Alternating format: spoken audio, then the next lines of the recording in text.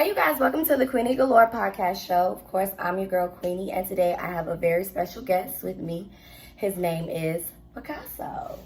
What's going on, man? It's Picasso, PMF, you already know.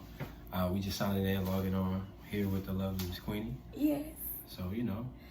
Alright, so Picasso, so introduce yourself again. What does your name clarify? What does it mean, Picasso? Okay, so Picasso is P-I-Q-U-A-S-S-O. Originally, it came from just over time of, me being a creative person, me finding myself, me reinventing myself in many different aspects of my life personally as a young black man trying to make it and, be successful. Mm-hmm. I found that, this kind of alter ego, if you will, or whatever persona that I put on, it allows me to be able to be more creative and kind of break the boundaries of a regular artist, as opposed to just, it's kind of standing in a box. Like with me, I feel like Picasso is like you never know what you're gonna get. Okay. So So is Picasso like your alter ego, pretty much? No, it's not my alter ego. Like it's not my alter ego, but it's like Sonny Q's alter ego, because it's like everybody has that inner person they're battling with.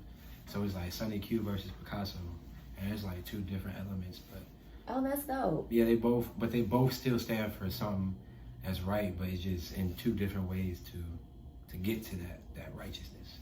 Oh, that's dope. I like that. Yeah. That's really dope. Yeah. Okay. Yeah. So what made you start rapping? And how long have you been rapping? Because we've known each other for a while. Yeah, man. Yo, that shit crazy. Yeah. So. No, but for real though, I probably started rapping probably like 5th grade. You know what I'm saying? Oh, you were a kid. Yeah, I was a kid. Like, it was crazy because my first jam was like LL Cool J, Rock the Bells. What? Yeah, man, my first jam, LL Cool J, Rock the Bells. It was crazy because at that time, like, my mom, she had me on a lot of gospel, so I couldn't listen to, right. Yeah, I know how that goes. I couldn't listen to a lot of that, music I want to listen to, so I'm like, damn. Like, what is his like? Like, what is it like? And then I first heard Rock the Bells, LL Cool J, and it was like, okay, so I see how he's coming. Okay. You know what I'm saying? Like, okay. It was different. Then I heard Slick Rick. Then I heard. Then after I heard Slick, because Slick was crazy. The Children's Story, phenomenal. Wow. Children's Story, phenomenal. But that Slick Rick and then Rakim. I love Rakim. Yes, like I grew up with Rakim. Yeah. So like, all that, just in a nutshell, like. It was kind of like eye-opening because it's like, yo, these dudes doing this on the mic, like that's crazy. But that's crazy because you are listing like older hip hop artists. Yeah, like the greats are always the legends. Yeah, the legend. Like these are these are put it like this, if you will, like the Ric Flairs, right? The Shawn Michaels, right? The Heartbreak, yeah, like like the gods, if you will, to right. Like the Kanyes and all them, like they're cool, like that's dope. But like when you take what these other dudes from the 80s and right, older 70s, 60s, they going way harder. Way harder. You know what I'm saying? Like they more content too, like. And it's just so simple. It's just like right there, and it's so like straight to the point. Like when you understand that perspective, like your Drakes, your Jacob, those guys are great. right. Great bodies of work. Kanye, great body of I followed Kanye for so long. Like Kanye's a genius to me though, musically, artistically. Of course, and don't get me wrong. Like I don't take anything away from him, but so is Drake. Oh, Drake. Collectively. What? Collectively. Drake. Him putting pieces of the puzzle together. He's a collective type of artist, and that's dope. And he is a collective type of artist because Drake could feature on any song and still will kill it. On any feature. And then you have people like you have your Kendrick Lamar that's in like an Eminem bracket, Eminem, borderline, Jay-Z bracket. Yeah. And it's like Nas brackets. Yeah, of course, but Nas, I feel like Nas, he took his own way. You know what I'm saying? Like. Well, Nas made it a little more street. Yeah. With it. It was dope. It was it was dope. He did it. It was poetic, but thuggish. Yeah. Like Tupac didn't like it for that. That's really. Okay, so look. All right, so I think that's pretty dope though that you learning the greats. Yeah. at a real early age. That's very interesting. I had to, because that was necessary. Yeah. That was very necessary. Cause you're dope. Of course, man. But that's over time. That comes with time. Like, I don't. I still got a lot to prove. Like, there's niggas that's walked across plenty of stages, got plenty of Grammys, plenty of whatever, bling bling, all that. Right. You know what I'm saying? All that other crazy shit. You know what I'm saying? But like, right now, while I'm here in this humble space, to be able to say like, my pen is different. It is different. So I already know. It's different. You know what I'm saying? Like, my pen is different. Yes, my pen is different. So I don't.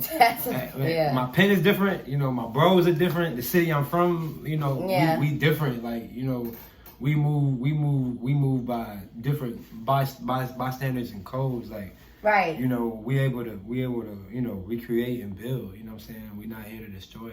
We're here to rebuild, but off of the foundation of what these people gave us, we'll let them have that. Right. And we'll build your own. Right. You know what I'm saying? So, but that's dope. Nonetheless though, we admire that shit, you know what I'm saying? Yeah.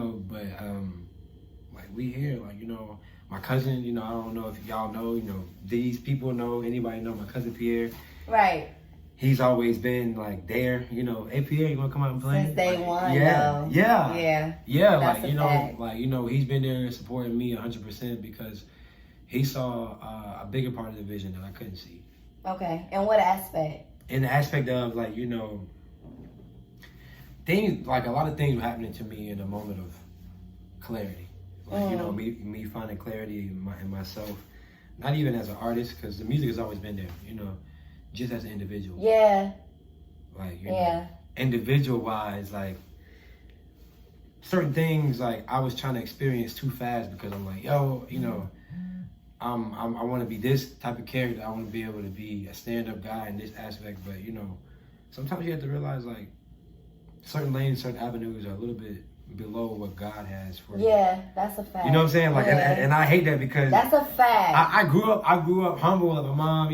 You get a good woman and this and that and da da da da. But I understand, like, in this age, like, you gotta establish yourself first, and then you'll be able to find what you need. Yeah, and that's real shit. Because I feel like once you have yourself together, everything else would align the way that it needs to be. Yeah. The way that God intended. Of course. Because what I realized too is sometimes when we are planning, it's not our plan. Yeah. Sometimes our plan don't work because it's not meant to work because it's not in God's plan.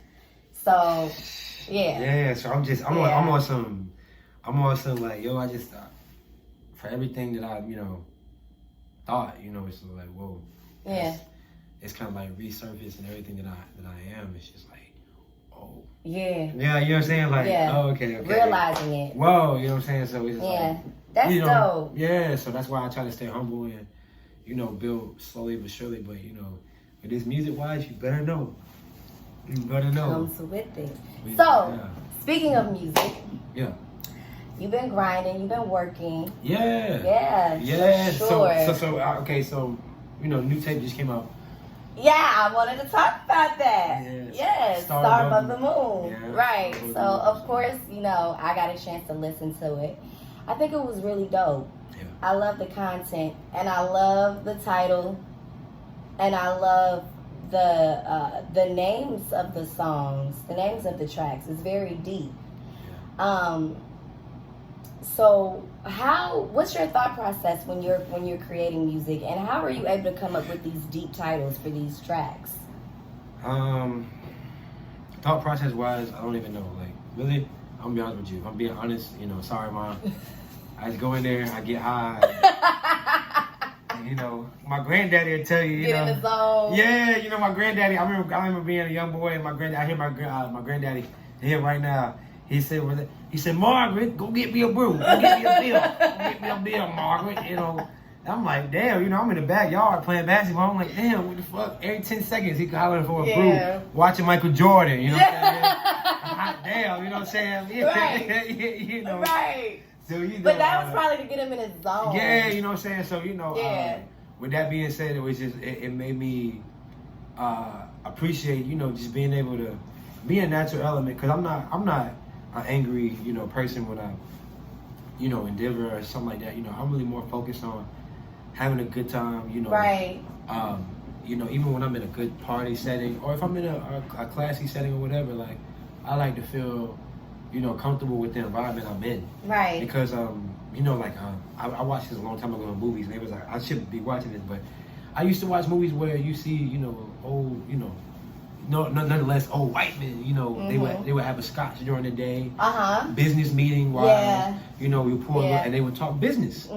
But when you have a lot of power in the room, you also have to be able to be humble. Yep. And break the ice. So that drink or two might be able to break the ice and, be able to talk more money or people might be able to understand where you're coming from. Yeah, because, think about it. If I get in a room with, one of these, top notch whoever, and they like, oh, this young punk think you're gonna come in here and do whatever. Like, nah, like, take a drink, sip, smoke this or, chill with me. Like, we ain't gotta talk about money right now. Let's just build as people. Like I'm an artist. You once where I'm, I'm trying. Like, you where I'm trying to be. Right. Like, so. Some people forget that. And so it's like, you once were in my shoes and like, I'm trying to be in your shoes, but not take your shoes. Right. That was bars. You see what I'm saying? Like, I feel you though. You know what I'm saying? Everybody know how I feel to get a brand new pair or whatever. And then, you know what I'm saying? Niggas be like, oh, bro. Niggas be forgetting. What size is that, bro? What size is that? And you know what I'm saying? It was either, when a nigga ask you what size is that, you tell him like, your size, nigga, or you either be like, oh, this is my size, you know what I'm saying? But I would tell a nigga like, what size it is, but he not knowing like, I'm just telling you the size, cause like, bro, you know what I'm saying? I don't know what you asking for, you trying to take my shit. I didn't know that. At the time, like, he's like, what size, you want to take some of my feet, you gonna have to beat me the fuck up. Yeah, real shit. And so, like, it's like, if you try to beat me the fuck up, then it's like, okay, if we wide open like that, then I'm trying to kill you. Yeah. Like, real, yeah, you know what I'm saying? Though. Like, nah, bro, there's no reason why. You don't know who got these for me. Right. You don't know about, I could afford these. You don't know nothing. Like, all you know is that they on my feet and you like them. Yeah. But it's like, bro, I'd have been in situations where niggas did the dumbest shit. Man, I had my mama take her only check and buy me some shoes, and then a nigga that stole the shoes that my mama brought me, and it was more. One of my advisors, like one of my mentors, he had to really calm me down because he was like, yo, it's not about that, and it was on the outside looking in. They probably thought I had money, but like, no, my mom knew I was going to wherever and she wanted me to look nice. Yeah. It wasn't even like about me having anything. It was just about me, like and so like, yo, I was at a ceremony, I was graduating. He moved to my room and whatever. I came back to my room. All my shit was like like 3 or 4 of my polos, 4 or 5 of my shoes. And I was like, damn, like, I wasn't even mad that he took the shoes from me because if I had brought them, I don't give a fuck. Right. Me, I could take an L. When I see that nigga, I'm gonna beat him the fuck up. But it was like, yo, my mama brought me these. Yeah. It was daring. Yeah, and you stole them. Like, you came in my room, I let you chill with me.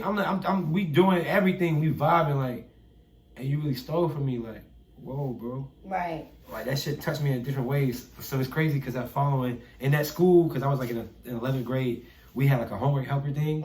I would come because it was at Central. Yeah.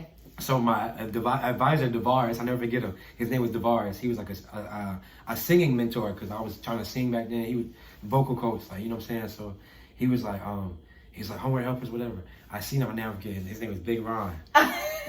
Big Ron had my fucking Nike shoes on. They were dope as hell, mind you. Right. But mind you though, when I seen them the next time, they were busted. Shit dusty as hell. He had ran through my shits. He had did whatever. And I see him and I'm like, and I don't mind you, at the time I had control. I had, self-control. I didn't like attack him, but I told Mr. DeVaris, I trust DeVaris so much. Right. I was like, DeVaris. I pulled DeVaris aside, who was at court. I was like, because I didn't know he had stole my shoes. I didn't know who stole my shoes at the time. I'm green. He has the shoes on. So now, all this time, my mind had forgave them, whoever the fuck it took them, whatever. Right. But now I know it's him. Right. Yeah. My roommate. The only nigga that was like, that's I'm like, yo. Crazy though. And so I see him, I'm like, DeVaris.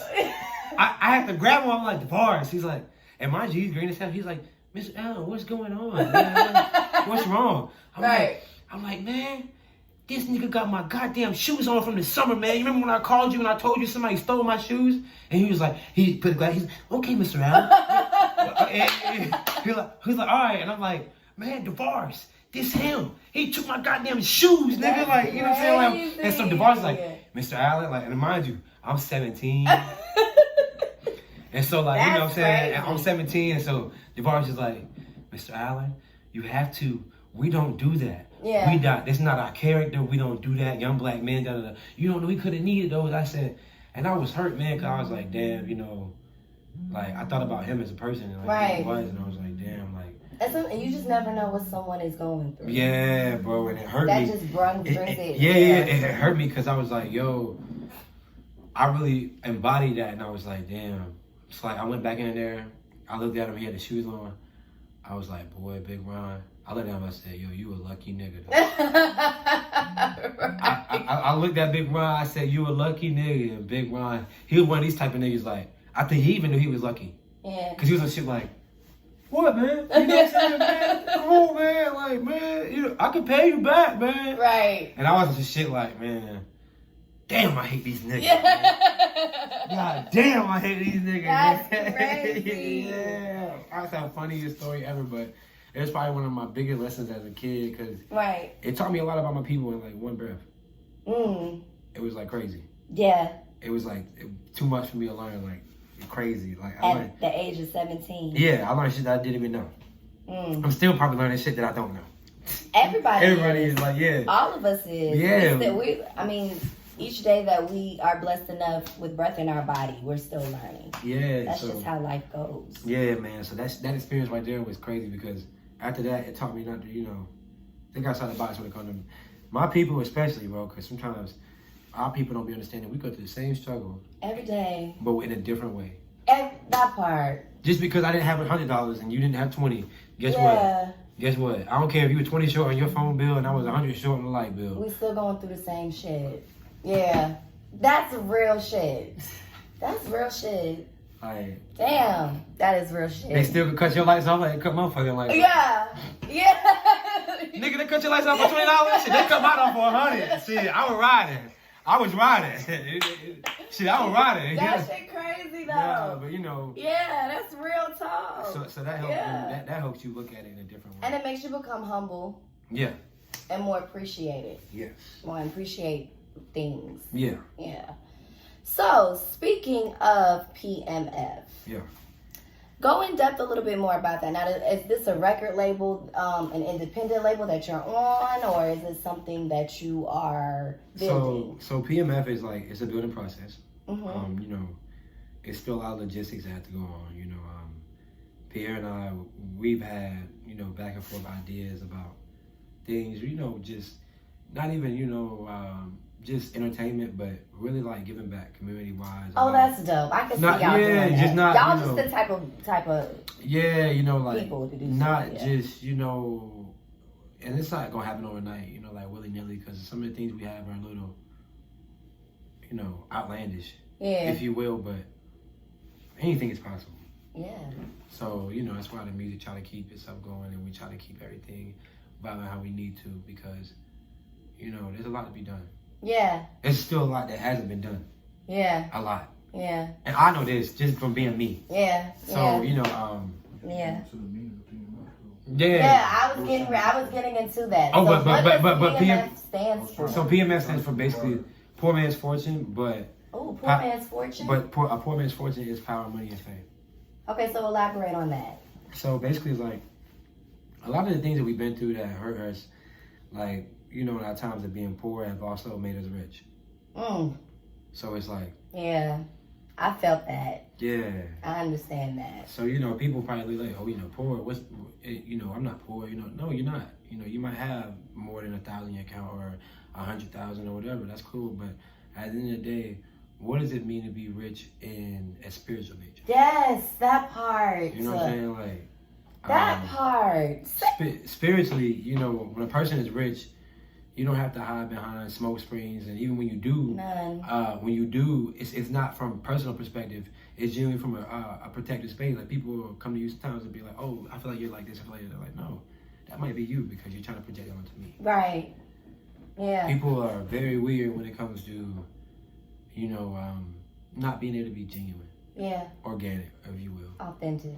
Yeah, and sometimes that hurts because when you are, you kind of have to bear the burden a little bit more than the other person because they're not able to understand and reciprocate what you have going on. Yeah. And that comes with anybody. That come with family members. He is speaking for real. That come like, with anybody. That come that's with like, real shit. That come with like anybody. That come with family members. That come with, you know, your loved ones. You know, anybody. So let me ask you this, and then we're gonna go back into. Yeah. Do you feel like you're the black sheep? No, I feel like I'm the holy lamb. Ooh. Like. Yeah, I felt that. There's no like. I felt that. Yeah. I don't. You know, I don't relate to black sheep. You know. Yeah. You know, I know what black is to be. Mm-hmm. But I don't know what to be as black. Like, it's different. You know, people in this universe, they live according to laws and standards and things that human nature has already set in place. I live outside the barriers of that to understand a higher knowledge, higher power, to live at a higher degree in abundance and simplicity. Yeah. That's not for everybody, but not everybody understands. A lot of people that I deal with, they live the same way. They just don't speak on it because they already know who they are in themselves. Mm-hmm. Me, my mission is different. I can let you know this one day, it'll marinate for you, and then you'll be somewhere the next day. So I know, you know, I'm different. Yeah, you're chosen. Yeah, you know, and that's nothing to like, you know, toot my horn about. Like, you know, it's a lot of, no, but I feel like the chosen people are different people. Yeah. And they move in a different way. Yeah. You can't do shit. Yeah, I don't. Or get away with certain things that another person might. Right. And see, my thing is, that. my lane is just different. You know, I already kind of paved my own way a long time ago. You know, a long time ago. Like, you know, everything that everybody's just not seeing, I'm kind of like, all right. Oh, I've been to that. Yeah. That's cool. Like, you know, all right. So who came up with the vision of PMF? Was it you and Pierre, or was it, you know, was it something collective? I feel like it was a collective energy. I don't feel like the credit goes to really yay or nay. It was more so like we were so caught up in, I don't know, I feel like we were just caught up in making a name for ourselves in a very genuine good aspect. Right. Like, I don't feel like we were trying to do anything, you know, extra or, you know, trying to do it for clout, you know, or, you know, anything like that. I feel like it was more so we were trying to figure what would be something that people would be able to appreciate. Okay. That's you know what I'm saying? Okay. So, you and Pierre, y'all are cousins, so y'all definitely been doing this together for a while. So what is Pierre? Is he your manager? I would say manager, but I can't say manager right now because we both in two different areas, and so like in life. Yeah, what we got going on, like what I got going on, I'm building, and what he has going on, he's building, but we're building in two different lights, and so like we had to really just kind of hit phones, you know, back lines, and right. catch each other when we can, type thing. Yeah, because it's more so like, oh, cause you know I got this going on, you get this, okay, boom, this is what I'm doing, you good, I'm good. You like life, like, you know. Yeah. We got regular shit we got going on too. Yeah. And so. But that's dope that y'all are still, y'all relationship, that y'all are still connected. Yeah. You know, after these years. Yeah. So, honestly, I don't think we have no choice because. Y'all work, yeah. Yeah, like, it's like, you know, there's a lot of things that we just, like, you know, man, Pierre, that's family for real. Because we've been through ups and downs, like, you know. Y'all been through shit. Yeah. Together. Yeah.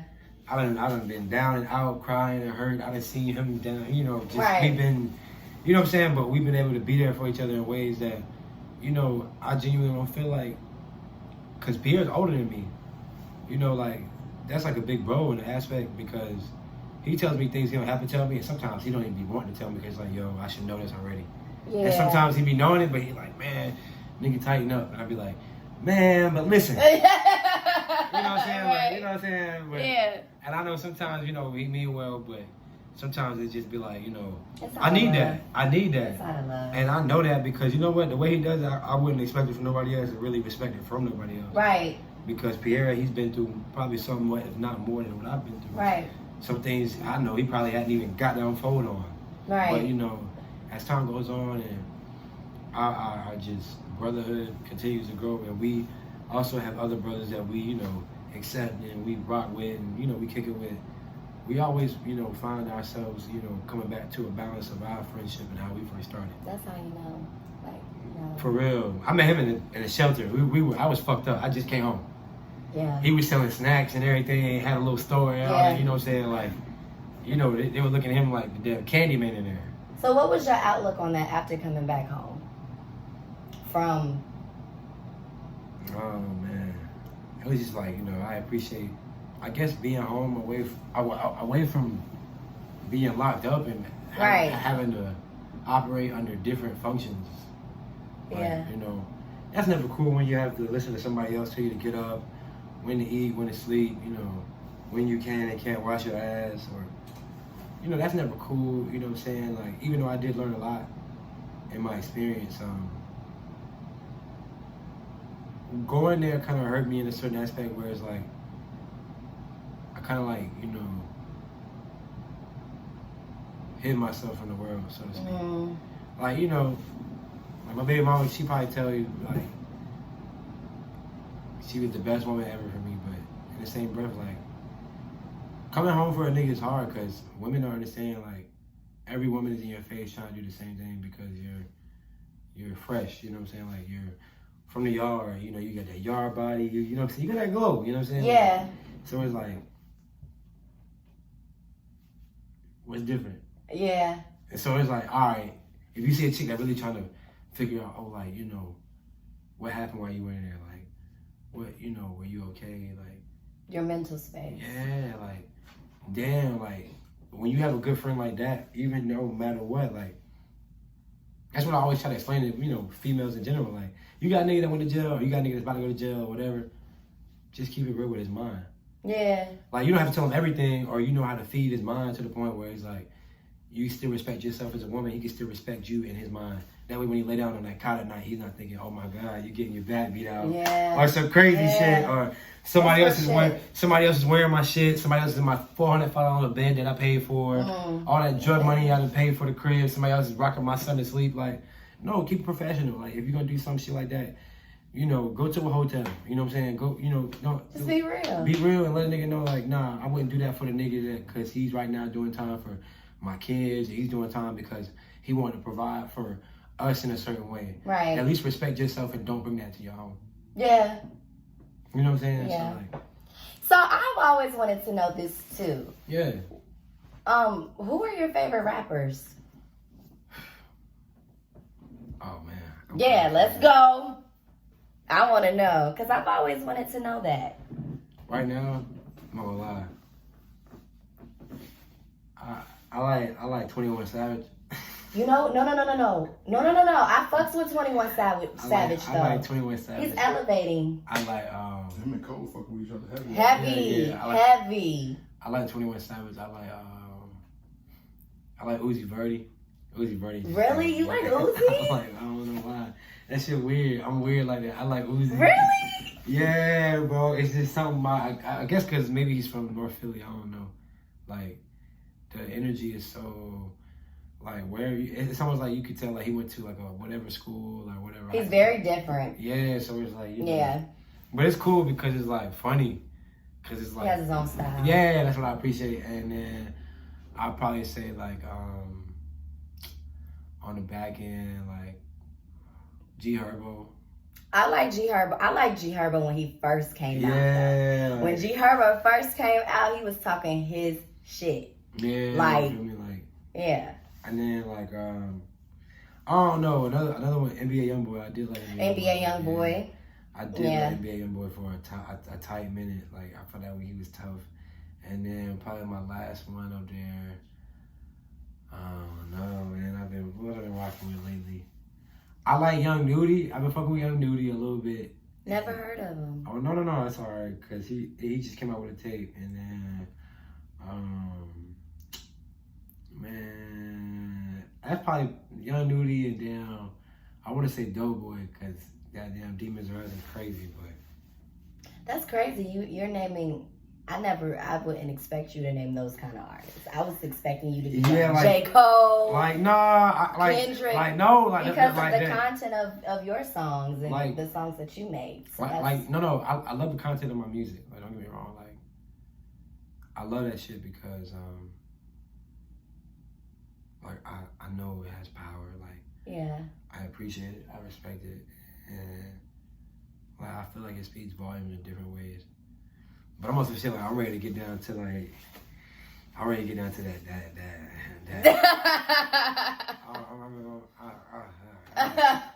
I'm ready to Pac-Man the shit up. Okay, Pac-Man it up. Yeah, you know what I'm saying? But I want to take it easy. Like, I don't want niggas, I want to have fun with this shit. Like, you know what I'm saying? But I don't want niggas that feel like, they could try me.